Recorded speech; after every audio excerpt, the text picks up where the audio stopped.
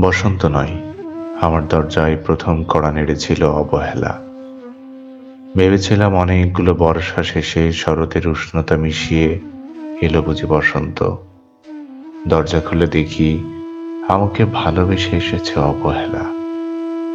মধ্য দুপুরে তীর্যক রোদের মতো, অনেকটা নির্লজ্জের মতো আমাকে আলিঙ্গন করে নিয়েছিল অনাকাঙ্ক্ষিত অবহেলা।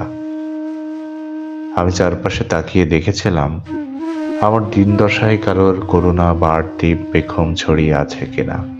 ছিল না। বৃষ্টিহীন জনপদে খড়খড়ে রোদ যেমন দস্যুর মতো অদমনীয়, তেমনি অবহেলাও আমাকে আগলে রেখেছিল নির্মোহ নিঃসংকোচিত। আমি অবহেলাকেও পিছনে ফেলে একবার ভৌ দৌড় দিয়ে এগিয়ে গিয়েছিলাম। তখন দেখি আমার সামনে কলহাস্যে দাঁড়িয়ে আছে উপেক্ষা। উপেক্ষার সঙ্গেও একবার কানামাছি খেলে এগিয়ে গিয়েছিলাম তোমাদের কোলাহল মুখর আনন্দ সভায়। কি মিলেছিল? ঠোঁট উল্টানো ভৎসনার অভিশপ্ত অনড়ার মতো এক তাল অবজ্ঞা। তাও সয়ে গিয়েছিলাম একটা সময়।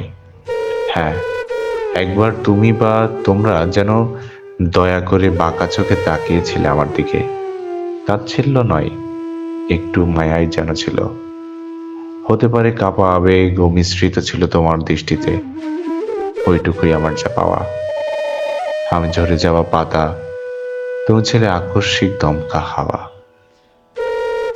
তারপরও অবহেলার চাদর ছাড়িয়ে, উপেক্ষার দেয়াল ডিঙিয়ে, অবহেলার দাগ মুছে জীবনের কোনো সীমারেখা ভাঙতে পারিনি আমি।